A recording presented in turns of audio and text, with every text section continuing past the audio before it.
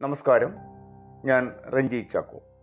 ഇന്ന് വിശദീകരിക്കുന്നത് കേരളത്തിലെ വിദ്യാർത്ഥി രാഷ്ട്രീയ പ്രസ്ഥാനങ്ങളെപ്പറ്റി ആണ്. ഇന്ത്യ മഹാരാജ്യം 1947 ഓഗസ്റ്റ് മാസം 15-ാം തീയതി സ്വതന്ത്രയായി.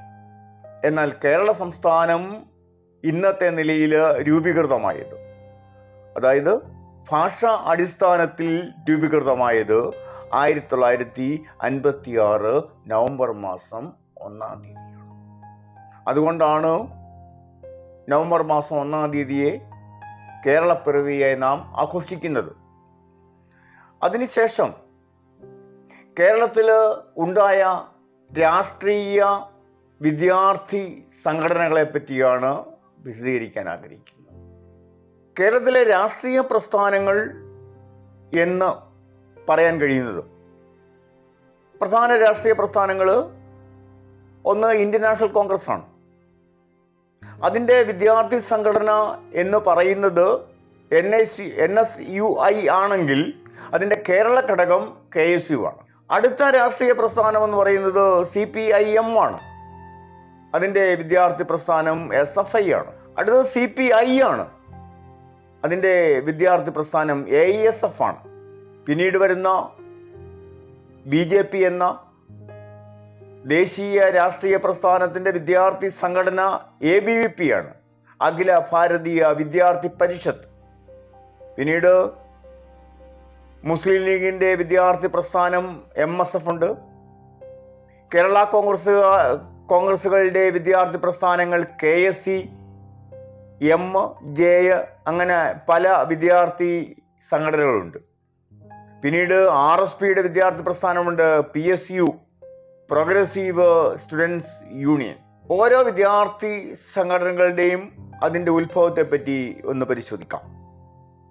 1957 കേരള സ്റ്റുഡൻസ് യൂണിയൻ അല്ലെങ്കിൽ KSU രൂപീകൃതമാകുന്നത്. എറണാകുളത്ത് വെച്ചാണ് KSUവിൻ്റെ ആദ്യ പൊതുയോഗം, ആദ്യ രൂപീകരണം നടക്കുന്നത് എറണാകുളത്ത് വെച്ചാണ്. 1958 ഫെബ്രുവരിയിൽ എറണാകുളത്ത് വെച്ച് KSUവിന് ഒരു ഭരണഘടന തയ്യാറാക്കി. Shriman George Tharakan, AC Joseph, Vayalar Ravi, AK Antony ഇവരുടെ നേതൃത്വത്തിൽ രൂപീകൃതമായ KSU കേരളത്തിലെ വിദ്യാർത്ഥികളുടെ ഇടയിൽ ഒരു തരംഗമായി മാറി. അതിനുശേഷം കേരളത്തിലെ എല്ലാ കലാലയങ്ങളിലും കലാശാലകളിലും KSU ഒരു തരംഗമായി മാറുന്ന കാഴ്ചയാണ് നമ്മൾ കാണുന്നത്. ആ തരംഗം 1977 വരെ നിലകൊണ്ടു. 77 KSUവിൻ്റെ ആ തരംഗം, ആ പ്രഭാവം മാറി KSUവിൻ്റെ സ്ഥാനത്തേക്ക് SFI എന്ന വിദ്യാർത്ഥി സംഘടന കടന്ന് വരുന്നത്. KSU കേരളത്തിലെ വിദ്യാർത്ഥികളുടെ ആവേശമായിരുന്നു. വിദ്യാർത്ഥികളുടെ താല്പര്യം സംരക്ഷിക്കുവാനും പൊതുവായ വിദ്യാർത്ഥികളുടെ ആവശ്യങ്ങൾക്കും ഫീസ് ഏകീകരണത്തിനുമൊക്കെ വേണ്ടി 1972 KSU എന്ന സംഘടന കേരളത്തിലെ എല്ലാ വിദ്യാർത്ഥി പ്രസ്ഥാനങ്ങളോടൊപ്പം ഫീസ് ഏകീകരണത്തിന് വേണ്ടി ശക്തമായ സമരം നടത്തി അതിൽ വിജയം കൈവരിച്ചു.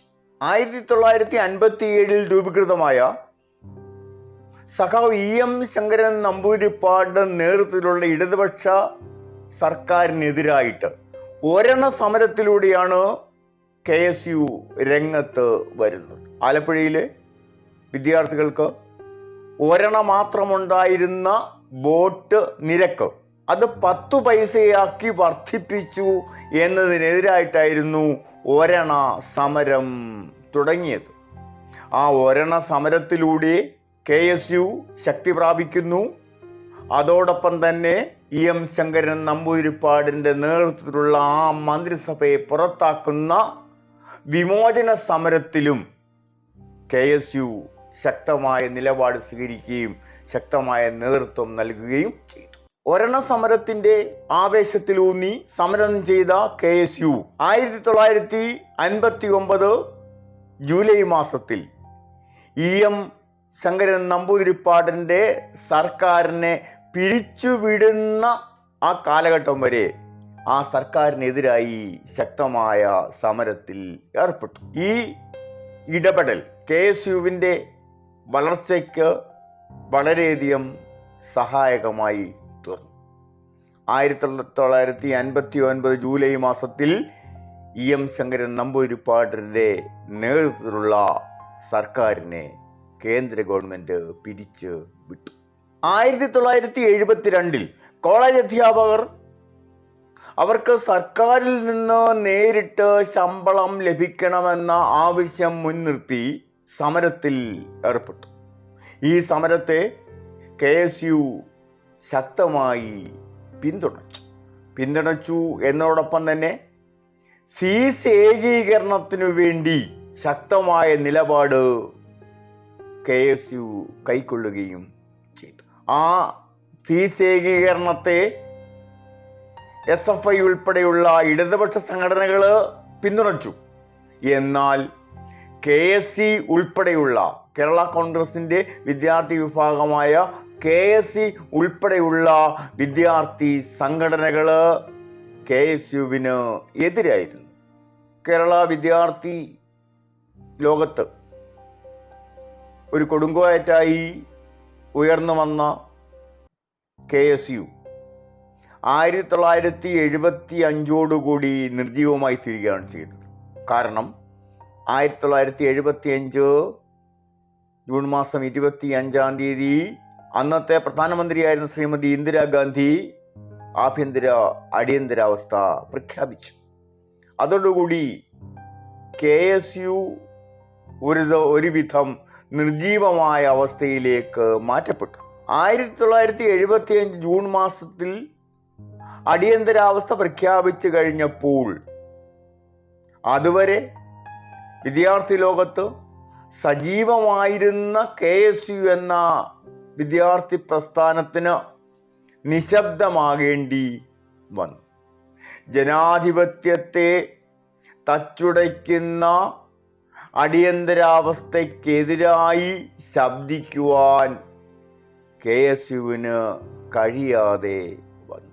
അടിയന്തരാവസ്ഥയ്ക്ക് ശേഷം 1976 നടന്ന കോളേജ് യൂണിയൻ തെരഞ്ഞെടുപ്പുകളിൽ പരാജയത്തിൻ്റെ കയ്പുനീര് KSUവിന് അനുഭവിക്കേണ്ടി വന്നു. കലാലയങ്ങളിൽ KSU പരാജയം രുചിച്ച് അറിഞ്ഞു. 1977 കേരള സർവകലാശാലയിൽ അതുവരെ ഉണ്ടായിരുന്ന KSUവിൻ്റെ അപ്രമാദിത്വം നഷ്ടപ്പെട്ടു. ആ സ്ഥാനത്തേക്ക് SFI എന്ന വിദ്യാർത്ഥി സംഘടന കടന്നു വന്നു. 1978 കാലഘട്ടമായപ്പോഴേക്കും കേരള സർവകലാശാലയോടൊപ്പം തന്നെ കാലിക്കറ്റ് സർവകലാശാലയിലും KSUവിന് പരാജയം നേരിട്ടു. 1980കളിലും KSUവിന് നേരിട്ട പരാജയം ഒരു തിരിച്ചുവരവ് നടത്തുവാൻ KSUവിന് കഴിഞ്ഞില്ല. 1980കളിൽ മുഖ്യമന്ത്രിയായിരുന്ന കരുണാകരൻ നടപ്പാക്കാൻ ശ്രമിച്ച പ്രീ ഡിഗ്രി ബോർഡിനെതിരായി എല്ലാ വിദ്യാർത്ഥി സംഘടനകളും ശക്തമായ സമരം അഴിച്ചുവിട്ടു. KSUവും ആ സമരത്തിൽ പങ്കാളികൾ ആയി. എന്നാൽ KSU ആകട്ടെ ഭരണത്തിൽ പങ്കാളികളായിരുന്ന തങ്ങളുടെ നേതാക്കളെ സംരക്ഷിച്ചുകൊണ്ട് വിദ്യാഭ്യാസ മന്ത്രിയായിരുന്ന TM ജേക്കബിനെതിരായി മാത്രം സമരത്തെ മുന്നോട്ട് നയിക്കുവാൻ KSU തയ്യാറായി. സമരം വിദ്യാഭ്യാസ മന്ത്രിയായിരുന്ന TM ജേക്കബിന് എതിരായി മാത്രം തിരിച്ചു വിട്ടു.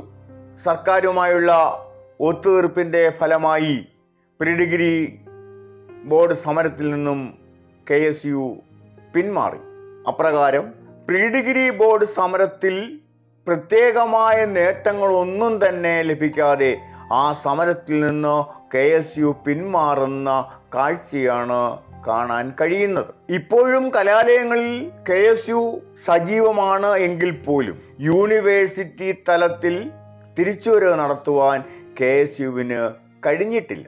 എല്ലാ വിദ്യാർത്ഥി പ്രശ്നങ്ങളിലും അവർ ഇടപെടാറുണ്ട് എങ്കിലും ശക്തമായ 70കളിലെ തിരിച്ചുവരവ് നടത്താൻ ഇന്നുവരെയും KSUവിന് കഴിഞ്ഞിട്ടില്ല.